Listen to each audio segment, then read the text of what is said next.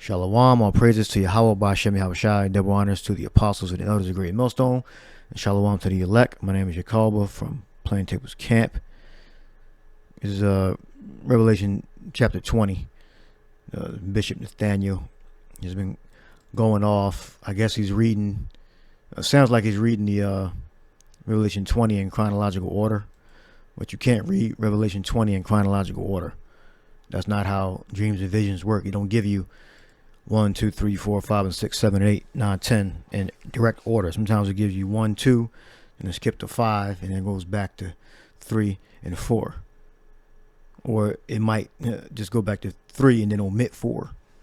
And then part 4 come out at a later date. Or part 4 came out 100 years before. This is why people can't understand the scriptures. All right, it's not just written in straight in chronological order. So I'm gonna go through just very briefly what I have highlighted. All right, and the 9th verse. You got the bottomless pit, which is Europe. All right, and the great chain. Esau was not the head of the nations. Israel became the head. All right, Esau was in a servant position. He didn't have any noble positions. He didn't rule in Europe as kings and royalty and duchies and dukes. They weren't the landowners. You had the main people that were in power were the Israelites. All right, and you had remnants of Edomites, but they were not in power. Just like you have in America today, you got Jacob and Esau here in America, but who's in power? You have the Edomites; they're in power, and then you have the Edomites with smaller. You have Israelites with smaller positions. All right. It says, and he laid hold on the dragon, that old serpent, which is the devil, and Satan, and bound him 1,000 years. This is during the time of the Byzantine Empire, when Esau went down and Israel ruled in Europe. All right. And cast him into the bottomless pit and shut him up, and set a seal upon him, that he should deceive the nations no more till the 1,000 years should be fulfilled. All right. That's in Europe. All right. And I saw, then he says, and after that, he must be loose a little season. All right. So I have it highlighted. So it jumps from, we see the highlighted. So the red would be the Byzantine Empire when Israel was ruling. All right. Then you have the green, which is the present.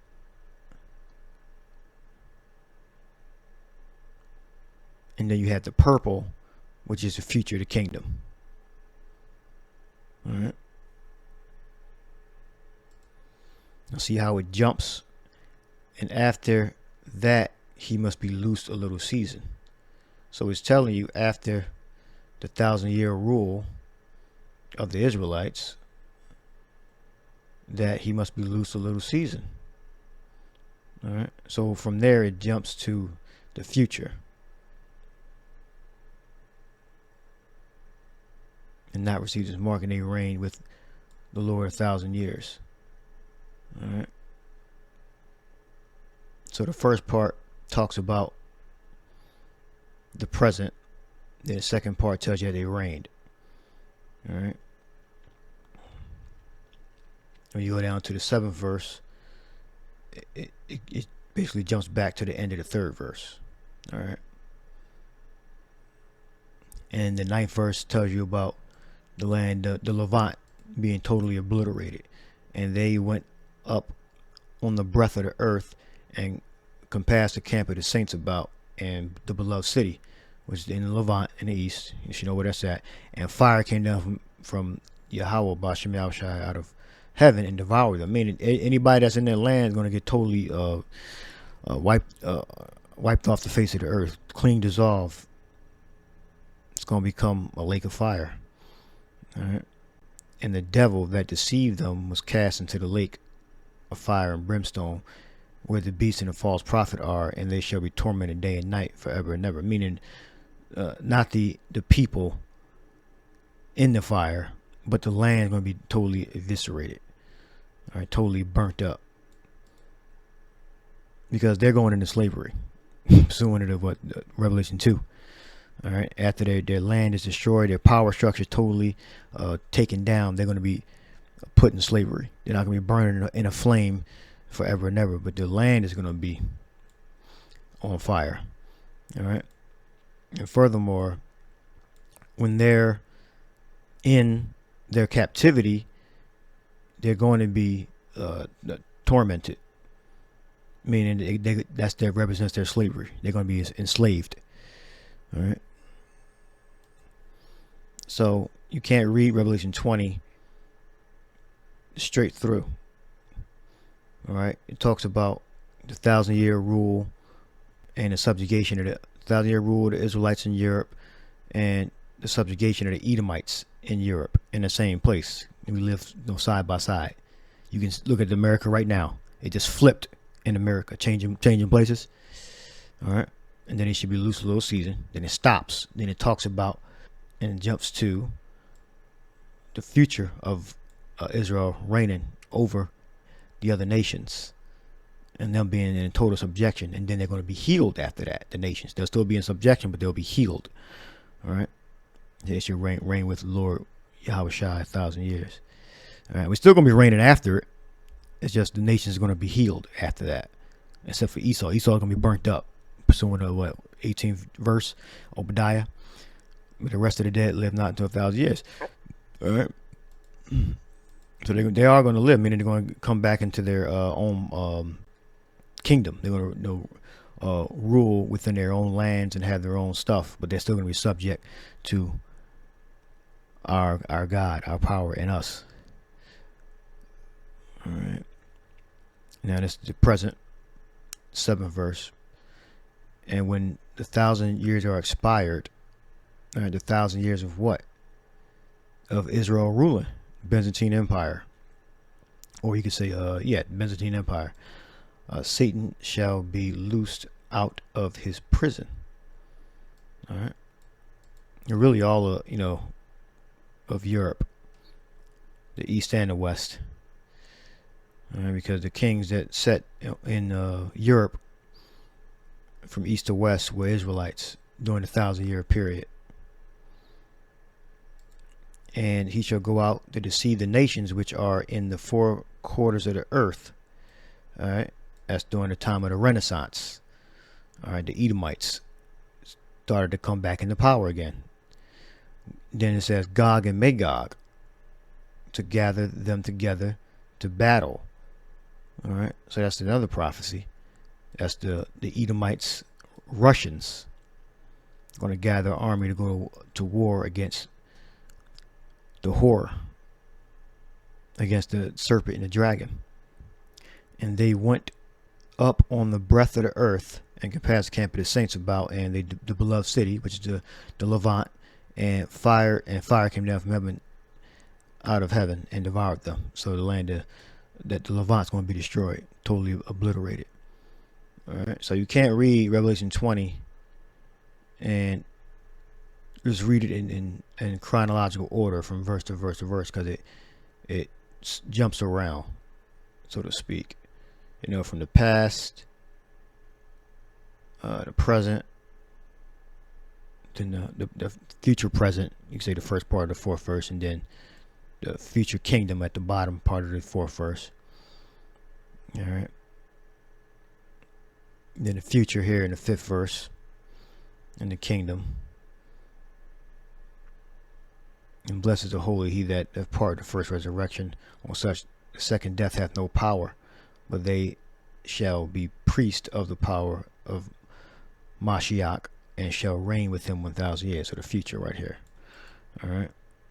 And it tells you, even here, it goes into Ezekiel 30, 38, and 39. All right, so you can't just read it straight through to get the understanding.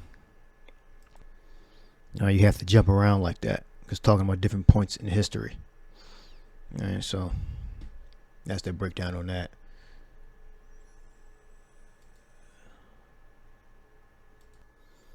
Now you can watch, Elder Apostle did a video, Revelation 20.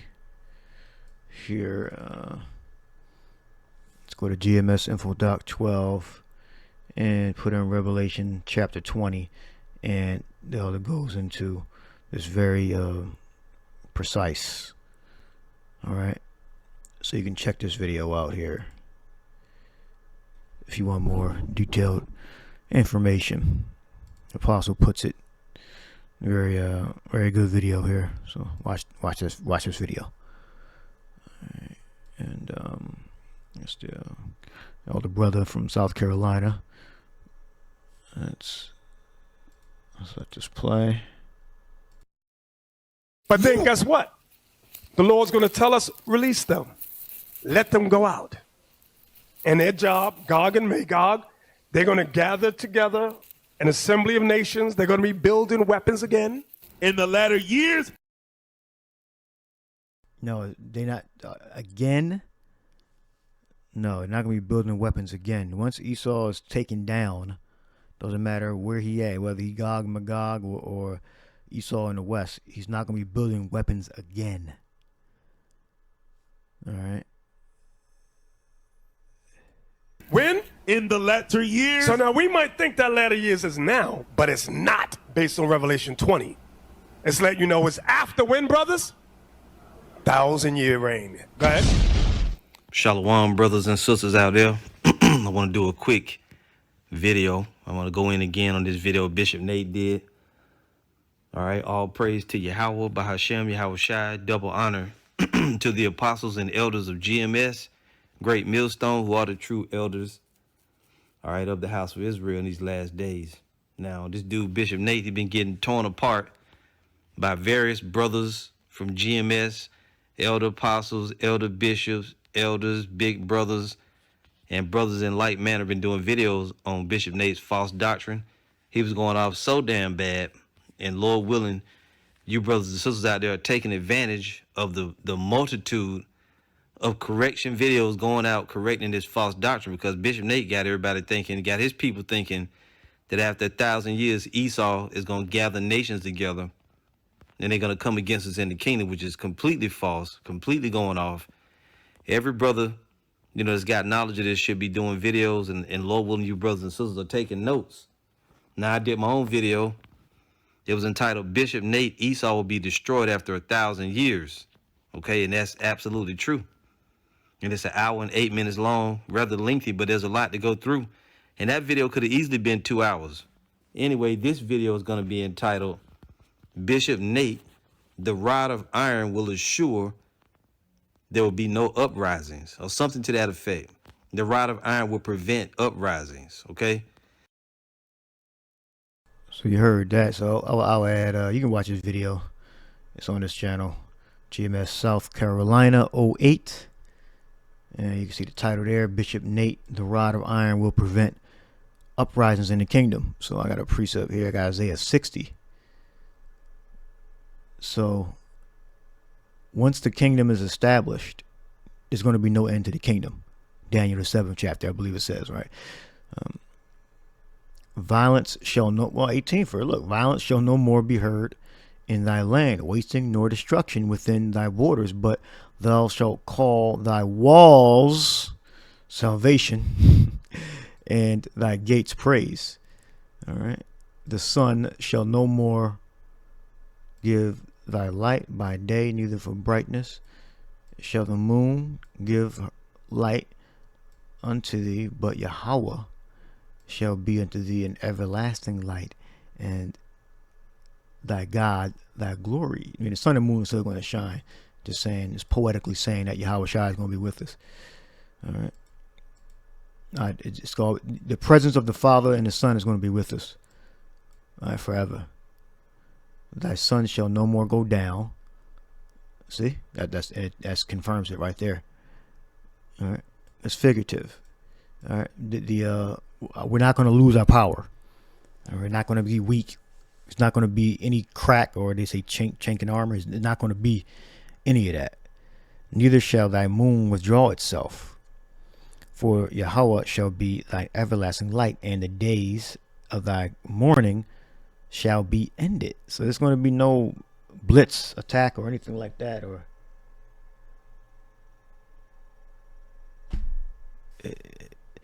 Esau is not going to come up. It was affliction shall not arise a second time, roughly paraphrasing. All right. The first part of Revelation 20 is referring to the time, the 1,000 years. All right. Constantine reigning, and I believe before Constantine reigning, until about the mid 1300s. All right.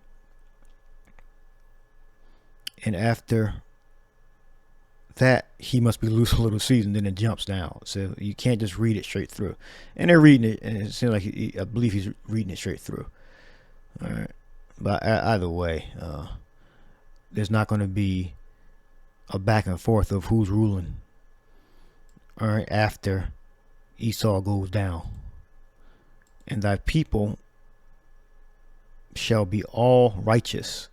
They shall inherit the land forever, the branch of thy planting, the work of mine hands, that I may be glorified. H 5769. I will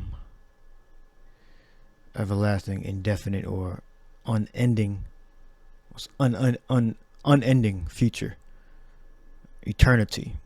That's what it means in this context. A continuous existence, perpetual.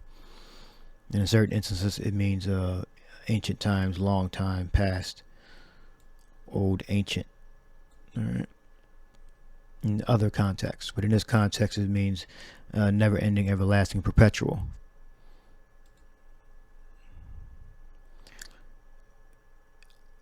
All thy people shall be all righteous, meaning we're not going to die. All right. If you all righteous, you will not die. It's impossible for you to die. They shall inherit the land forever, the branch of my planting, the work of my hands, that I may be glorified.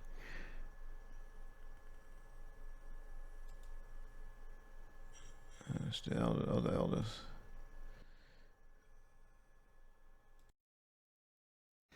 And you know, I kind of at the end of this video, most people probably didn't see it because it's over an hour long, but I actually did go into this in my video. But now I'm going to hit you with a few scriptures, all right? Because Esau will be destroyed after 1,000 years, so there's no way he's going to convince any nations to come against the Israelites, okay?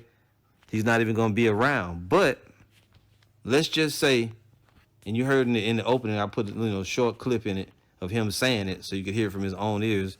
But let's just say Esau was still around. Would he be able to convince the other nations to come against the Israelites? The answer is no. And the rod of iron is going to assure that.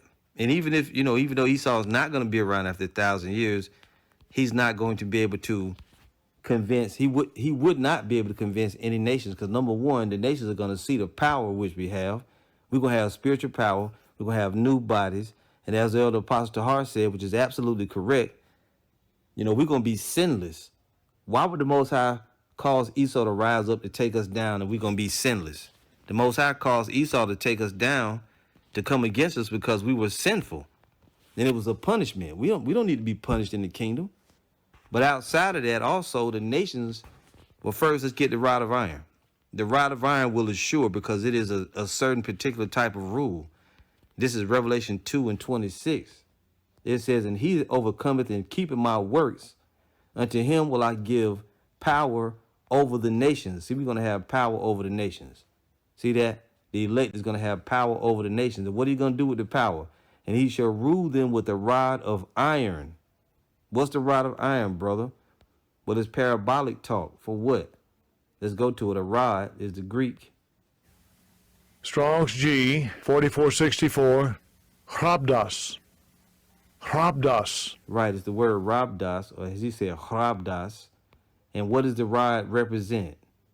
Sure, in the physical, it is a staff, a walking stick, a twig, a rod, a branch, right? A rod with which one is beaten, and we literally gonna beat the nations too. But here it says, when applied to kings with a rod of iron, indicates the severest, most rigorous rule. See, so we're gonna rule with a firm hand. We're gonna rule all nations. We're gonna have power over them with a firm hand. Number one, Esau gonna be eliminated. He's gonna be already burned up after 1,000 years. So we're not gonna have that that devil's not gonna be around to bring forth any type of iniquity. We're gonna live in a sin-free world. The Israelites are never gonna commit sins. Now let me take that back. The nations are still gonna probably commit sins because, you know, they're not immortals. But we are gonna be immortals, and we're gonna have the stiff, rigid iron rule. And on top of that, the nations are gonna learn the ways of the Israelites, the ways of the Lord. This is Micah 2, verse 1. And see, Bishop Nate did read, he mentioned Micah 2, verse 1, neither shall they learn war anymore. But the Bible is more than just what you want. You have to bring out many precepts, and in the precepts, you get tangled up because there's a lot of info. Listen to it. Isaiah 2, verse 1, the word that Isaiah, the son of Amos, saw concerning Judah and Jerusalem, all 12 of the tribes. And it shall come to pass in the last days. Now, Bishop Nate said that the last days is not now. But it is talking about now. It ain't talking about some, he said the latter years, like it's another period of time. No, the latter days, the last days and the latter years is now. And it shall come to pass in the last days. Yeah, when you hear the last days, that's the end of Esau's reign. Where 2nd Ezra 6, around the 9th verse, a little before the 9th verse. The last, once you see the last days, that's Esau is going down on both sides, the east and the west Edomites. And they're never going to rise up again. So there's no time period after the last days in which Esau is going to rise up again.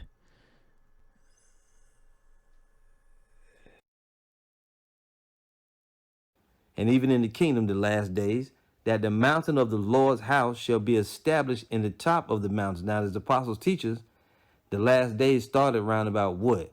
2,000 years ago when the Savior was on the scene. So as we go into the kingdom of heaven, you know, going to the end of the world and the end of this system, that, of course, we in the last days, in the latter years is going, you know, in the latter years and all of that.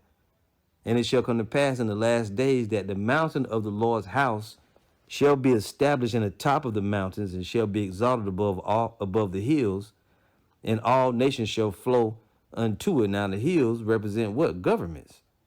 And it says, and all nations shall flow unto it. And many people shall go and say, come ye, and let us go up to the mountain of the Lord, to the house of the God of Jacob. And this many people is the other nations. And he will teach us of his ways, and we will walk in his paths. Because what the new covenant said, Hebrews 8, let's go there real quick. We know it's the other nations. He said, behold, the days come, said the Lord, when I will make a new covenant with the house of Israel and with the house of Judah. So new covenant is with the 12 tribes, not according to the covenant that I made with their fathers in the day when I took them by the hand to lead them out of the land of Egypt, because they continued not of my covenant, and I regarded them not, said the Lord. For this is the covenant that I will make with the house of Israel after those days, said the Lord. I will put my laws into their mind and write them in their hearts, and I will be to them a God, and they shall be to me a people, and they shall not teach every man his neighbor and every man his brother, saying, know the Lord, for all shall know me from the least to the greatest. And you can also read the same thing in Jeremiah 31:31, as you see it here. All right, so I hope you get the point. The once we're in the last days, you know, last days started, you know, 2,000 years ago, up to now, till the destruction of this kingdom, and Edom goes down on both sides, the east and the west, Gog Magog, and the west, the beast, the dragon, and the Edomites are not going to rise up again. All right. There's no scripture that says that the Edomites are going to rise up again after he goes down and he's subjugated. All right. That already happened, if you want to say that. Yeah, that already happened during the 1,000-year period. And here, Revelation 20. All right, then he got loose a little season. Then it tells you about him being loosed in the 7th verse. All right, which is during this time period now. All right, so again, if you've been watching this for years, you should already know these things, but just for clarification. All right, again, you can watch the Apostles video on Revelation 20. GMS Info Doc Channel 12. All right, so I hope you were edified. Shalom.